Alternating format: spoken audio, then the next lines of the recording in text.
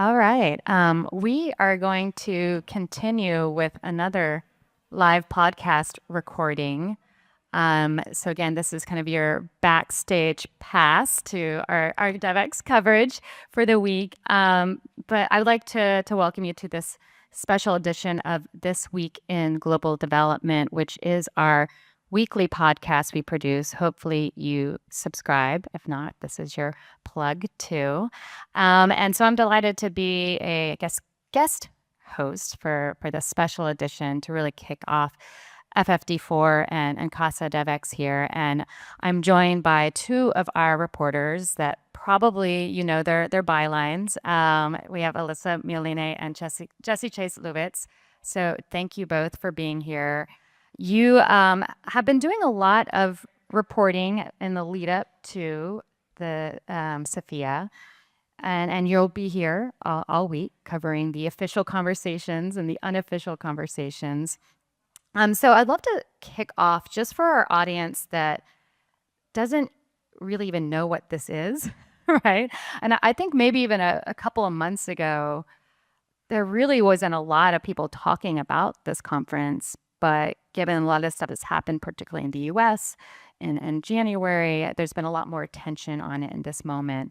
But Jesse, I might start with you and just, ask what is this FFD4, the acronym as we've been calling it, and why does it matter? What are you expecting to see come out this week? Yeah, thank you, Kate. So as I'm sure we all know, this stands for Financing for Development, the fourth one. It's a once in a decade really conference. So what's interesting about this is that it happens so infrequently that everyone comes. It's really important because of that. But what's also kind of special about this is that we're not really meant to come out of this with a numerical goal. It's about norm setting. Everyone comes together and says, here is where we are in the world of development, and here's what needs to happen. For example, the last one was in 2015. Climate change wasn't quite as big, I think, then. This year, it's going to be a much bigger thing. It's a bigger part of the zeitgeist of development. And so basically, we're coming into this with an outcome document, which is kind of interesting because obviously it hasn't quite started yet.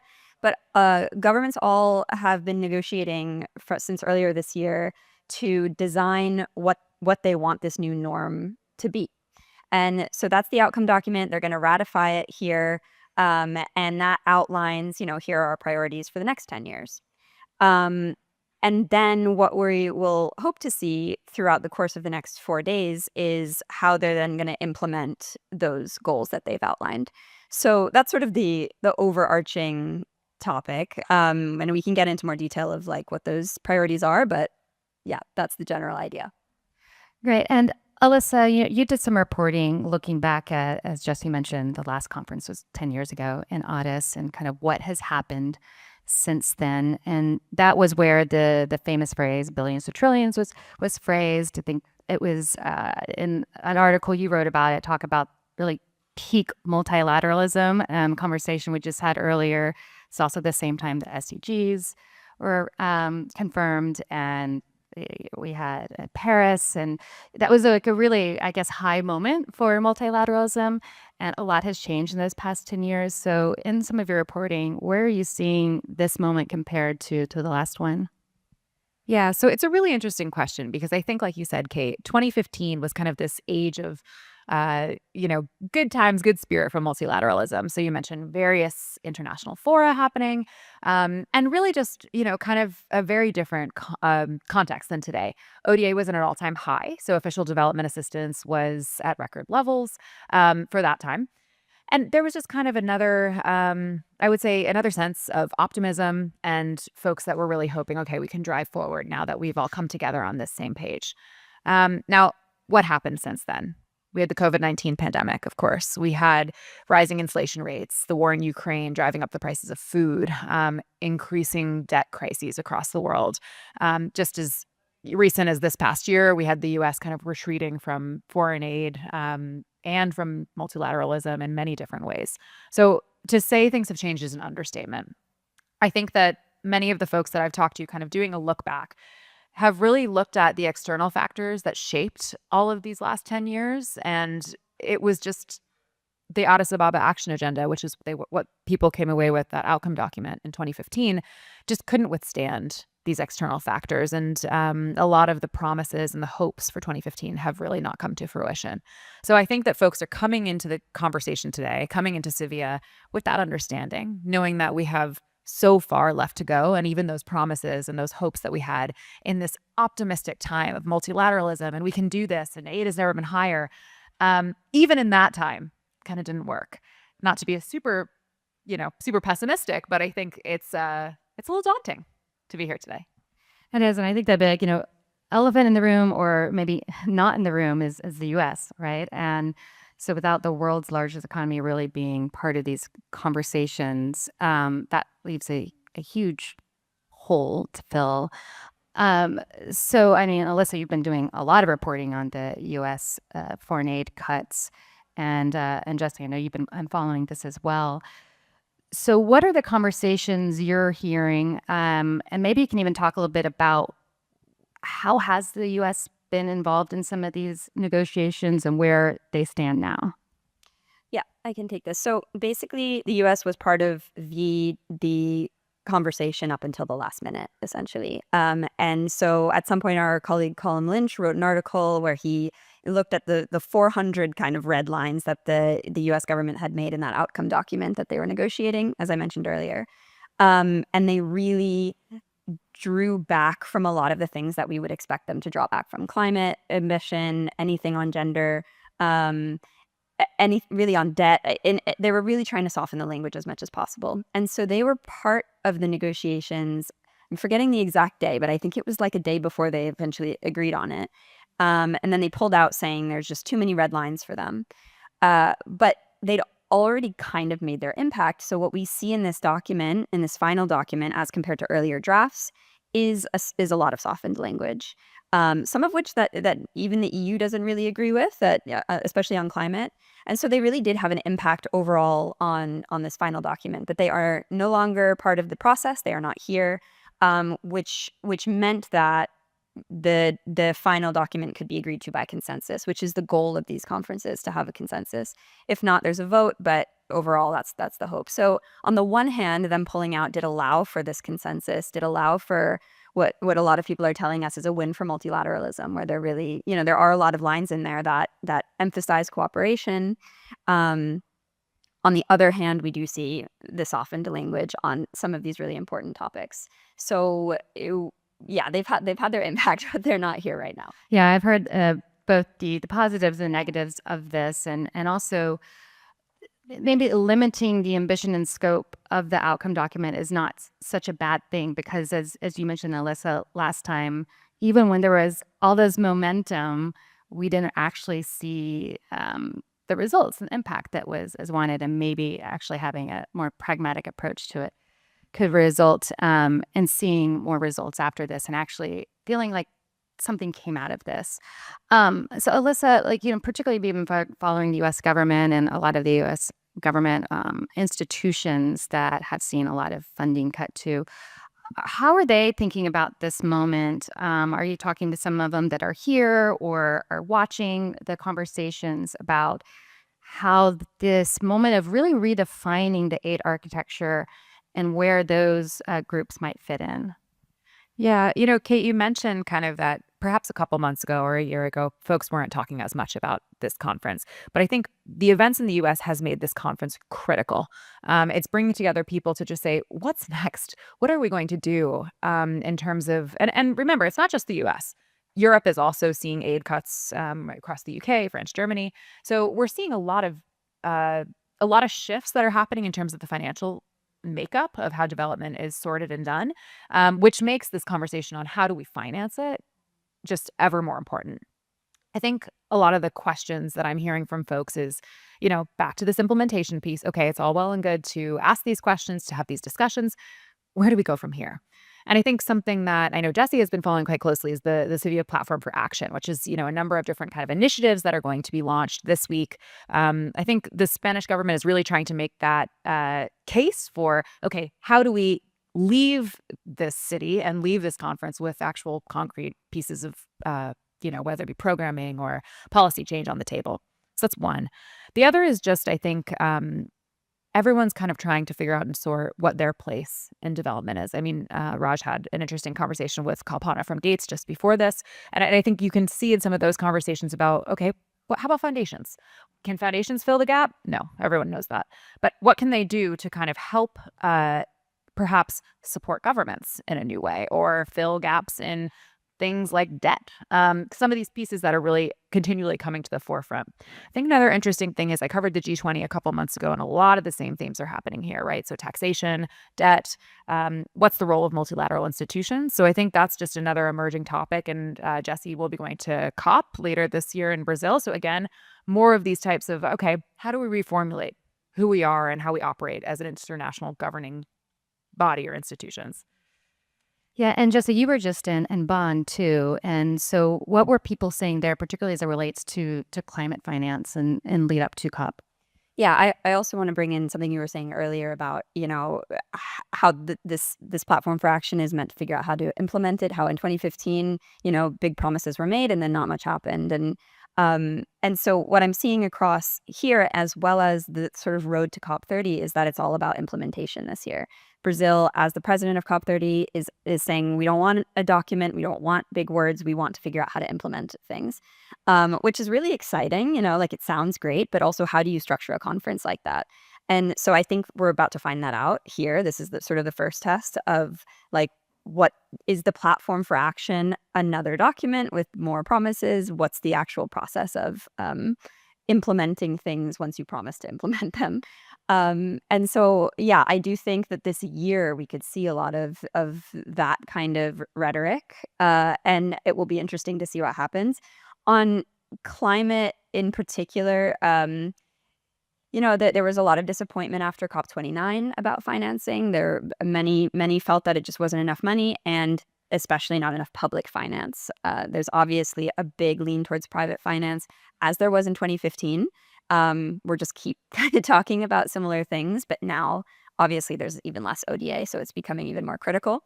We're seeing a bigger emphasis on adaptation over mitigation and how to make that measurable and financeable, which is really hard. How do you measure adaptation? They're trying to think of 100 indicators of how to measure this across different countries. That's a big challenge, and it was at Bonn. And this was emphasized in the FFD document as well. How do we use debt for nature swaps, disaster-related debt pause clauses? So that basically means, pausing debt when a country is experiencing a serious climate situation, and global solidarity levies, which are just taxes on high polluting industries. So there's a real recognition in this document, which is exciting.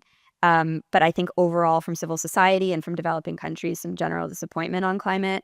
They feel the language, as I mentioned earlier, was much softer. They use words like, we'll consider these, many may consider these things, we will encourage, rather than, we will do. There's also no additional finance being put aside for climate, which, I mean, we're all here in extremely hot weather. They think this is the hottest June on record in Sevilla. It's clearly, we'll see if that makes a difference to the people in the negotiating rooms. The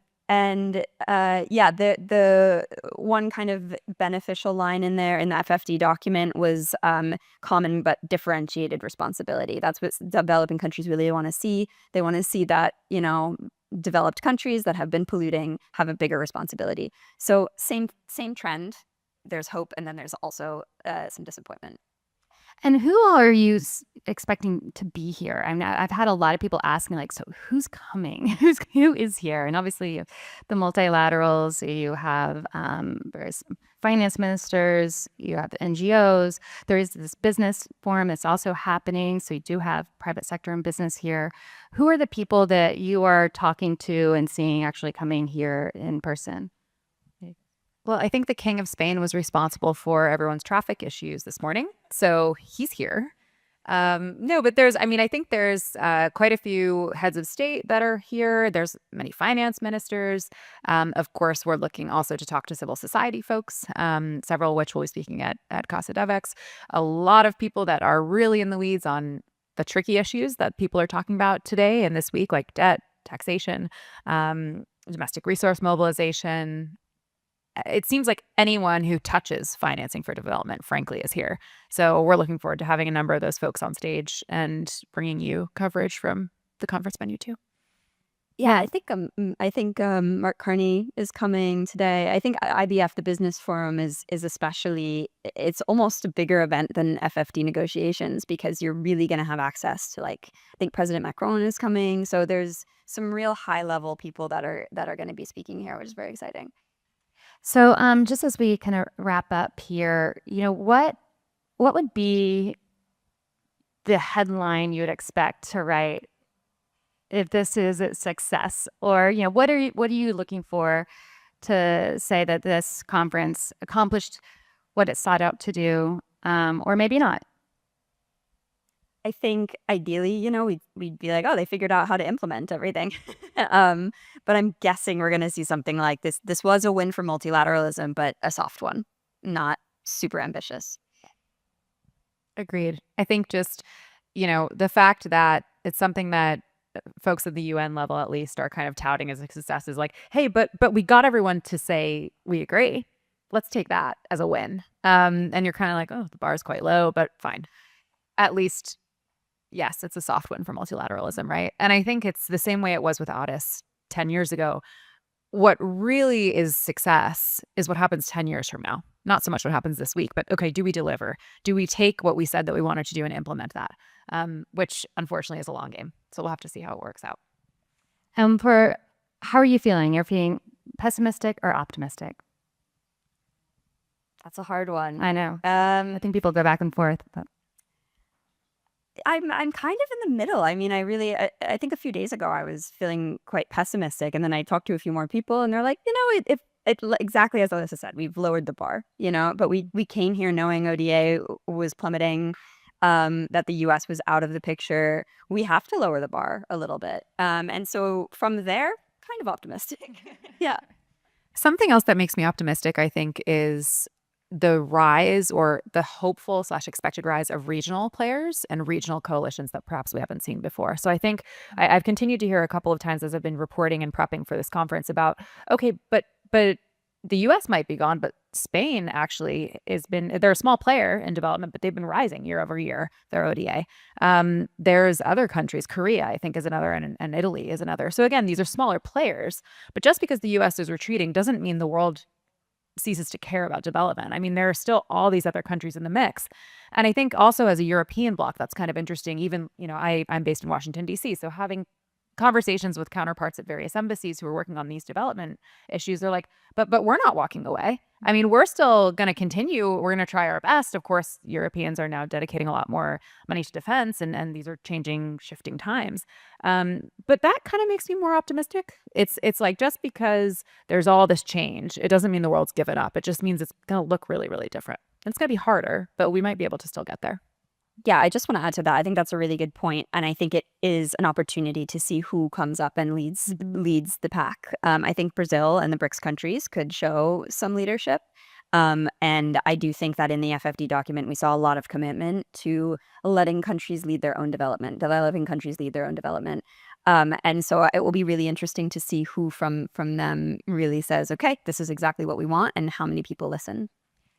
One more thing to add, I think we also can't forget China.